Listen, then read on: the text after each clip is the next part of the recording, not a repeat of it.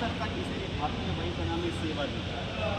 जब गोवा का ऑपरेशन हुआ था 1961 में, तो ये विमान गोवा ऑपरेशंस में डिप्लॉय हुआ और इसी तरह से 1965 के युद्ध में भी छम्ब जोरिया के युद्ध में इस विमान ने क्लोज एयर सपोर्ट रोल में बहुत ही उम्दा रोल अदा किया। दोस्तों, मेरे पीछे अब आप देख सकते हैं वायुसेना का एक शानदार फाइटर विमान जो कि वायुसेना में 1961 के गोवा लिबरेशंस में, 1962 के चीन के युद्ध में और 1965 के युद्ध में डिप्लॉय हुआ। इस विमान को फ्रांस में निर्मित किया गया था। फ्रांस में इसे कहा जाता था उरागन, लेकिन जब ये भारत में आया तो हमने इसका नाम दिया तूफानी। इस जहाज़ की खास बात यह है कि ज़रूरत के मुताबिक इसमें 2 बॉम्ब या 4 रॉकेट पॉड, हर रॉकेट पॉड में 8 रॉकेट यानी टोटल 32 रॉकेट लेकर ये युद्ध भूमि में जा सकता था। 1965 के युद्ध में और 1971 के युद्ध में आर्मी कोऑपरेशन के दौरान इस जहाज से दुश्मन के जो पैटर्न टैंक्स थे उनके परखच्चे उड़ा दिए गए थे। बहुत ही गौरव होता है जब मैं एक तूफानी के सामने खड़ा होकर आप लोगों से बात कर रहा हूँ।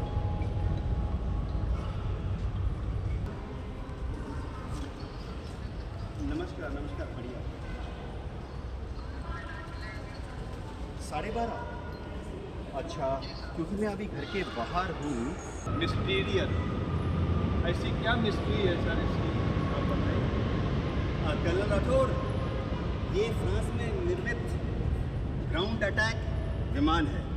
खास बात यह है कि इंडियन एयरफोर्स का पहला स्वेप्ट बैक यानी फाइटर विमान जिसका कि विंग पीछे की तरफ मुड़े हुए होते हैं, इंडियन एयरफोर्स का पहला स्वेप्ट बैक फाइटर विमान है। ये भी फ्रांस में निर्मित हुआ था।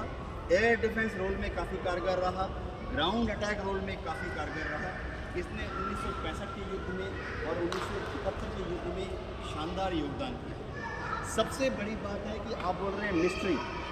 इस जहाज़ में मिस्ट्री ये थी कि ये बहुत द्रुत गति से एक्सेलरेट हो सकता था, यानी अभी स्पीड 400 किलोमीटर है और तुरंत स्पीड 1000 किलोमीटर हो गई, और इसी तरह से ये बहुत द्रुत गति से क्लाइंब कर सकता था। मैं उस ज़माने की बात कर रहा हूँ, 60 के दशक, 70 के दशक।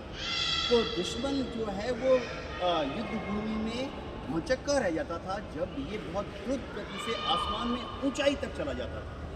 एयरफोर्स में कॉम्बैट के दौरान, खासतौर से एयर टू एयर कॉम्बैट में क्या होता है कि जो भी जहाज ऊंचाई पर है उसको एडवांटेज मिलता है अटैक करने के लिए। जी हाँ, तो ये है मिस्टीरियस। एकदम बहुत ही शानदार फाइटर विमान।